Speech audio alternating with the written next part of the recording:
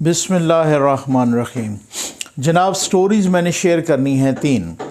पहली स्टोरी वो आपने थंबनेल पे भी देख लिया कि नवाज़ शरीफ साहब से लंदन में एक अहम शख्सियत की मुलाकात हुई है और ये मुलाकात बंद कमरे में 2 घंटे की तवील मुलाकात हुई है। इस पे बात करेंगे।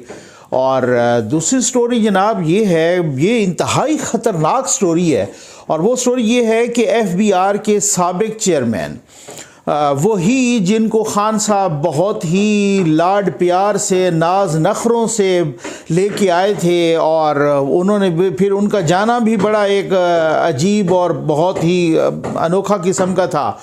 शब्बर जैदी साहब, उन्होंने बहुत एक अलार्मिंग किस्म का बयान दिया है यार, उस पर ना आप यकीन करें कि आपके पैरों तले से ज़मीन निकल जाती है। और तीसरी स्टोरी ये है कि एक ख़ातून ने शहबाज गिल साहब की दुर्गत बनाई है, उनको अपनी औकात याद दिलाई है। ये क्या चक्कर है, इस पे बात करनी है। बल्कि पहले इसी स्टोरी पे आ जाएं जनाब के शहबाज गिल साहब थे, वो ख़ातून हैं, प्रोफेसर हैं। एक कन्वोकेशन हो रहा था तो वो जनाब उस कन्वोकेशन में पंजाब में वीमेन कॉलेज यूनिवर्सिटी का कन्वोकेशन था, वो ज़ाहिर जिसमें डिग्रियां वगैरह देते हैं। तो एक ख़ातून प्रोफेसर हैं जो PhD की डिग्री जिनको मिलनी थी, उन्होंने थोड़ा पहले यानी कि इस फंक्शन से कुछ पहले एक अपना ट्वीट किया कि शहबाज गिल इसके गेस्ट हैं और मैं समझती हूँ कि उसको इस इतने बड़े कन्वोकेशन के लिए इतनी बड़ी जगह पर चीफ गेस्ट नहीं होना चाहिए और इस वजह से मैं उनसे डिग्री नहीं लूँगी। तो खैर उन्होंने ली भी नहीं। फिर उसके बाद जनाब शहबाज गिल साहब जब बाहर निकले और फिर उसके बाद वो रिपोर्टर्स ने उनसे पूछा कि इस तरह से ख़ातून ने आपसे डिग्री लेना पसंद ही नहीं किया, तो पहले तो खैर उन्होंने बड़ा अवॉइड किया कि जो है ना आए चलते हैं, यानी कि वो प्रेस कॉन्फ्रेंस करना चाह रहे थे किसी और इशू पर। तो फिर उसके बाद उनको कहा तो वो आपको वो उसी तरह से उन्होंने आए चलते हैं। आखिर पे उन्होंने जवाब दिया जब उनको तंग किया। अब रिपोर्टर्स भी जानते हैं कि किस सवाल को अवॉइड कर रहा है कौन, तो वो उन्होंने जनाब फिर जो है ना उस तरीके से कहा कि जमहूरियत है जनाब, हर किसी को हक़ है अपना जिस तरह से भी वो करें। तो अच्छा, अब बात ये है, मैं हैरान हूँ कि जो फेडरल के एरिया में यूनिवर्सिटीज़ आती हैं ना, फेडरेशन मतलब इस्लामाबाद में कर लें, उनका चांसलर प्रेसिडेंट ऑफ पाकिस्तान होता है और जो सूबों में यूनिवर्सिटियाँ आती हैं तो उनका चांसलर गवर्नर होता है। हमने आम तौर पे यही देखा कि जी या तो वो गवर्नर जाता है ऐसा डिग्रियां देने के लिए या प्रेसिडेंट जाता है। चलें वज़ीर आज़म जाएं, चलें जनाब कोई फेडरल मिनिस्टर हो, कोई सीनियर, वो भी आम तौर पे तो हमने ये रविश आम नहीं देखी कि हो सकता है कोई इस तरह के एक्सेप्शंस हों कि फेडरल मिनिस्टर जाएं, अदरवाइज़ तो या वो गवर्नर जाता है या वो जो है ना प्रेसिडेंट ऑफ पाकिस्तान जाता है। अब हालात इस हद तक हमारे पतले हो गए हैं, मैं माज़रत के साथ कहूँगा कि शहबाज गिल साहब PhD के डिग्रियों के लिए, जिनके पता नहीं अपनी डिग्री भी ऑनलाइन है, पता नहीं असल है मुबैना तौर पे, पता नहीं नकल है, क्या है सूरत हाल कोई समझ कोई नहीं। शहबाज गिल साहब हम यानी कि अब आप अंदाज़ा कीजिए कि हम वो, मैं अब इसको क्या कहूँ, पतला हौला हल्का क्या कहूँ कि ये हालात इस नहज तक पहुँच गए। अब मेरे कुछ मेहरबान कहेंगे कि नकवी साहब आप किन हालात की बात कर रहे हैं, यहाँ सारे हालात ही ऐसे ही हैं, ठीक है ना। तो फिर तो मुझे अली अहमद कुर्द साहब वाली बात याद है ना कि भाई बड़ी सीटों पे आपको छोटे कद वाले नजर आएंगे। अब तो जो वही बात है, छोटे कद वाले बड़ी सीटों पर, तो यही सूरत हाल है। मतलब मैं आपको बताऊं कि यार हद हो गई है कि शहबाज गिल को अब यूनिवर्सिटी PhD की डिग्रियां तकसीम कराने के लिए और वो चीफ गेस्ट बने हुए हैं। ये आप इसका अब हमारा मेयार चेक कर लें, इस कौम का मेयार इस मुल्क का कहाँ से कहाँ गिर गया है। माशाअल्लाह क्या बात है कि वो जहाँ पर लोग लियाकत अली ख़ान को बुलाते हों, जहाँ पर ऐसे काम के लिए कायद आज़म मोहम्मद अली जिन्नाह को बुलाया जाता हो, जहाँ पर इस तरीके के डिग्निफाइड और इस तरह के स्टालवर्ड और इस तरह के जो है ना मतलब बुलंद कद वाले, और फिर और बेशक एक आईनी ओहदा है, मेरा हज़ार इख्तलाफ सही, मिसाल के तौर पे मैं कह देता हूँ जनाब कि उनके सियासी नज़रियात से, उनके बाकी चीज़ों से, कोई प्रेसिडेंट ऑफ पाकिस्तान है, कोई प्राइम मिनिस्टर ऑफ पाकिस्तान है, कोई भी हो, ठीक है लेकिन यार एक ओहदा तो है ना कि इंतज़ामी या आईनी जो है ना, आपने शहबाज गिल को उठा के डिग्रियाँ तकसीम, और वो भी PhD की डिग्रियाँ, माशाल्लाह क्या बात है। तो आ जाएँ जनाब शब्बर जैदी साहब वाली बात पर कि वो, क्योंकि जल्दी मैंने फिर वो उस पर भी आना है कि नवाज शरीफ साहब से लंदन में अहम शख्सियत की मुलाकात है, और ये मुलाकात मैं इंतहाई अहम देख रहा हूँ। अब जनाब उसमें जो है ना शब्बर जैदी साहब ने कहा है कि हम अगर ये, उन्होंने बहुत ख़तरनाक बयान दिया है भाई। FBR के साबिक चेयरमैन हैं, और जिस तरीके से फिर वो गए थे, तकरीबन कोई साल गालिबन इतना उनका अरसा था, और इमरान खान साहब ने बड़ी चाहत से उन्हें लगाया था, और जनाब वो जिस तरह से गए, पहले भाई छुट्टी पे चले गए, तो फिर पक्के ही चले गए, तो बीमार हो गए, तो बहुत डिसार्ट हो गए, दिल बर्दाश्त हो गए।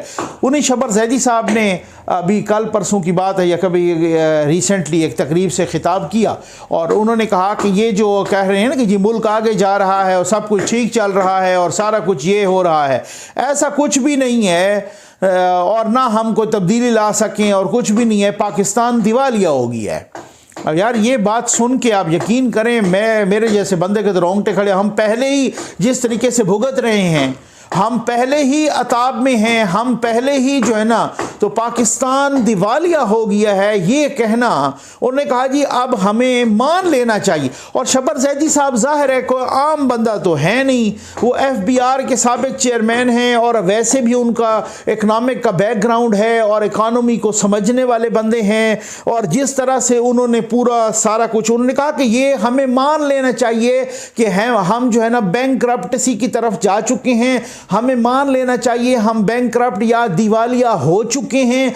मान लेने के बाद अगर आगे चलेंगे तो उससे कुछ हो सकता है, कुछ न कुछ बेहतरी हो, लेकिन जब आप माने ही ना और आप दिवालिया हो चुके हैं, और दिवालिया होने के बाद आप ये कहें कि जिद करते रहें कि जी सब कुछ ठीक चल रहा है, तब्दीली आ रही है, और मतलब वही वाली बात है ना कि खान साहब कहते हैं जनाब अभी आप 3 महीने बाद देखिएगा मैं पता नहीं क्या कोई तारे तोड़ के लाऊंगा, वो कहते हैं जनाब आप 4 महीने बाद। ये वही वाली स्ट्रेटजी है कि 3 महीने तक मुझ पर तनकीद ना करें, फिर अगले 6 महीने तक ना करें, फिर मुझे 1 साल दे दें, फिर मुझे 2 साल दे दें, बस इसी तरीके से जो है ना अल्लाह का नाम डाल डाल के अल्लाह वास्ते मुझे ये कर दें वो कर दें, हर किसी को भी, मीडिया को, कभी किसको। तो ये एक सूरत हाल मैं बड़ी अजीब देख रहा हूँ। और अब भी ये है कि ना तो मुबैना तौर पर सेलेक्टेड को समझ आ रही है और ना सेलेक्टर्स को समझ आ रही है। अभी तक भी जो है ना किसी का वो दुख दर्द अवाम वाली बात नहीं हो रही।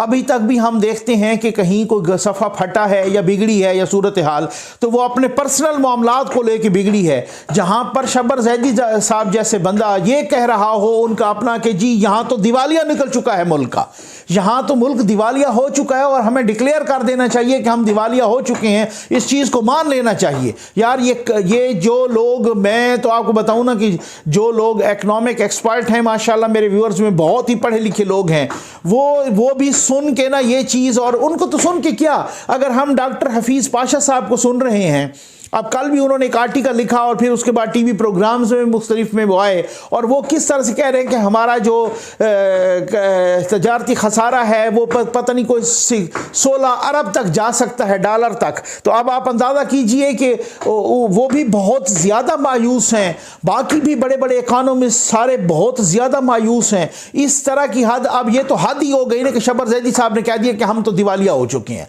अब इस दिवालियापन को हमें अनाउंस कर देना चाहिए कि हमें जो है ना तब हम आगे बढ़ते हैं, क्योंकि वो वही वाली बात है ना कि अल्लाह माफ़ करे कि अगर आप अनाउंस करें तो फिर आपका स्टेटस तब्दील हो जाता है, फिर बहुत सारी तब्दील वो, लेकिन स्टेटस तब्दील होने के साथ साथ आपको भुगतना भी तो बहुत पड़ता है। अब आप अगर दिवालिया से मुराद ये है कि अल्लाह माफ़ करे कि मैं इतनी बुरी पोजीशन में आ गया हूँ, ना मैं कर्जे वापस करने का हूँ, ना मेरे पास खाने का है, ना मेरे पास तनख्वाहें देने का है, और जाहिर है जहाँ आप अपने दिफा के अखराजात भी कर्ज ले के वो कर रहे हों, ये मुश्किल वक्त आ गया है पाकिस्तान पे। कौम यूथ की आंखें अभी भी नहीं खुल रही। वज़ीर आज़म साहब कह रहे हैं सस्ता तरीन मुल्क है, शहबाज गिल रोज़ाना गिनवा रहे हैं इतनी मोटरसाइकिलें बिकी हैं देखो, और जनाब वो अली अमीन गंडापुर साहब कह रहे हैं कि अगर चाय में चीनी के 100 में से 9 दाने कम डालोगे, मतलब अब आप अंदाज़ा करें कि चीनी के पता नहीं 9 दाने उनको किसने गिनने सिखाए हैं कि 100 में से 9 दाने कम डाल दोगे चीनी, 9 दाने, ठीक है ना, तो क्या फ़र्क पड़ेगा। फवाद चौधरी साहब जैसे कह रही हैं, जो अपने आप को बड़े स्कॉलर समझते हैं, वो माशाल्लाह वो फरमा रहे हैं, उनकी बहुत सारी बातों से मुझे इत्तफाक भी होता है, वो उनकी बहुत सारी आइडियालॉजी से मुझे इत्तफाक होता है, लेकिन मैं हैरान हूँ कि वो साहब कह रहे हैं कि क्या क़यामत तो नहीं आ गई कि अगर एक दवा जो 3 रुपए की थी वो 7 रुपए की हो गई है। माशाल्लाह क्या बात है, ठीक है। मतलब ये वही वाली बात है कि गरीब के बच्चे रो रहे हों और मलका गुजर रही हों और वो कहें कि ये क्यों रो रहे हैं, तो कहें कि ये भूखे हैं, इनको खाना नहीं मिल रहा, इनको रोटी नहीं मिल रही। तो कहें क्या हुआ, रोटी नहीं मिल रही तो केक खा लें। मतलब ये पता ही नहीं है कि आज के दौर में अगर 20 रुपए की रोटी मिल रही है तो वो केक तो 100 रुपए का या 500 रुपए का मिल रहा है, तो जिसे 20 की रोटी नहीं मिल रही वो केक कैसे खाए। ये वही वाले हुक्मरान हैं जनाब कि अगर एक दवा 3 रुपए, 3.5 से 7 की बात नहीं है, बात ये है, मैं आपको बताता हूं कि एक बंदा जो कि 2000 की दवाइयां इस्तेमाल किया करता था, आज यकीन करें 6000 वही हो गई हैं दवाइयां, वो इस्तेमाल कर रहा है। ये हद है अवाम के जख्मों पर। एक तो आप कुछ नहीं कर रहे और दूसरा जख्मों पर नमक छिड़कते जाएं। कोई कहता है चीनी के अगर 9 दाने कम डालेंगे तो मर तो नहीं जाएंगे, कोई कहता है दवा अगर 3 से 7 रुपए हो गई है तो क़यामत तो नहीं आ गई।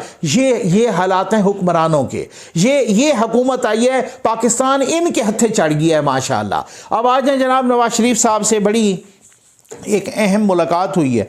वो मुलाकात हुई है 2 घंटे तवील, और वो मुलाकात हुई है जनाब बंद कमरे में, और उस मुलाकात में नवाज शरीफ साहब, वो साहब और इसहाक डार साहब थे, ठीक है ना।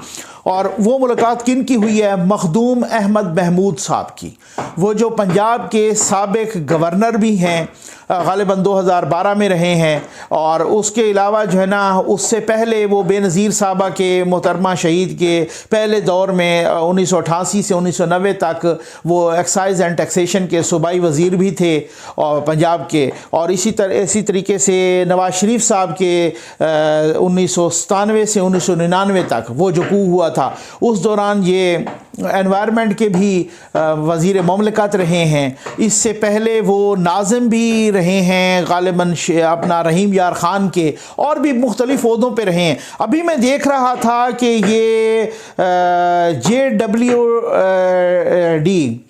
JDW जहांगीर तरीन साहब के ग्रुप है ना, उनके ये चेयरमैन या डायरेक्टर भी हैं, ठीक हो गया ना। तो अब मैं उनकी साइट पे जाके देख रहा था कि वो इस तरीके से उनके चेयरमैन या डायरेक्टर भी हैं। अब अभी तक हैं या नहीं है, उनकी साइट पे मैंने देखा तो वो हैं। अच्छा, अब उसके बाद जनाब ये दूसरी बात कि ये अब आपका अगला सवाल होगा ये किस पैराए में हुई है।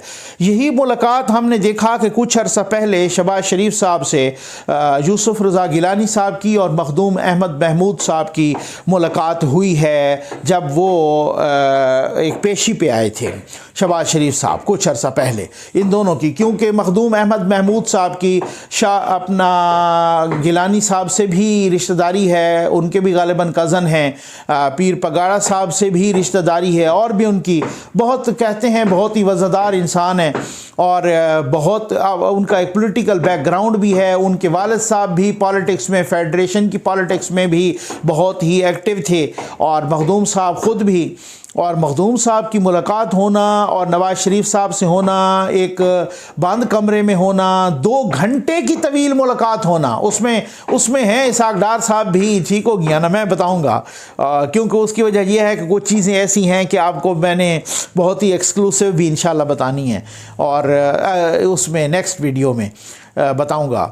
और उस हवाले से कि एक और बात बड़ी अहम कि जहांगीर तरीन साहब भी लंदन में हैं, ठीक है ना, ये बात भी है कि जहांगीर तरीन साहब भी लंदन में हैं। अब उसके बाद क्या कोई ऐसी बड़ी मुलाकात उनसे भी होती है या नहीं होती। उनका ताल्लुक़ मखदूम अहमद महमूद साहब का जनूबी पंजाब से है।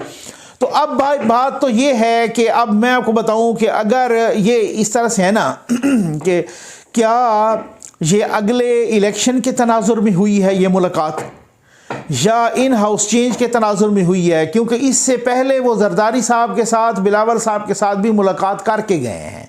जी हाँ, और इस दौरान अयाज सादिक साहब भी लंदन में गए हैं, और इस दौरान जनाब जहांगीर तरीन साहब भी वहीं पर हैं। तो मुलाकात तो ये बहुत अहम है। और फिर ऐसी आम कोई गपशप होती या इस तरीके की तो वो थोड़ा सा, और फिर अब आप खुद बताएं कि खुद मीडिया भी रिपोर्ट कर रहा है कि ये मुलाकात बंद कमरे में हुई है और 2 घंटे की हुई है।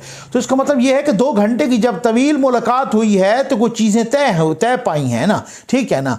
ये जब एक चीज़ वो हो ना सूरत हाल, मैं बताऊंगा आपको, क्योंकि उसकी वजह यह है कि इसमें स्टोरीज़ पहले भी बहुत ही अहम थी, तो इस वजह से उसका डिक्शन जो है ना स्पाइल ना हो जाए, ये मैं आपको इसकी तफसील इंशाअल्लाह बताऊंगा।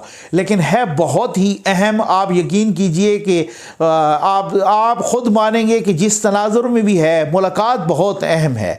क्योंकि ऐसे नहीं है कि मतलब मियाँ साहब अपना वो बहुत ही कम इस तरह से टाइम देते हैं, आम तौर पे मुलाकात बाकी लोग करते रहते हैं और हम ये देखते हैं कि उनकी जब मुलाकात होती है तो वो बहुत ही अहम होती है। और अब इसमें क्या हुआ है, किस सिलसिले में कौन कौन सी डिस्कशन हुई है, ये ज़रूर आपके साथ शेयर करेंगे। उम्मीद है आपको वीडियो पसंद आई होगी। आपका बहुत बहुत शुक्रिया।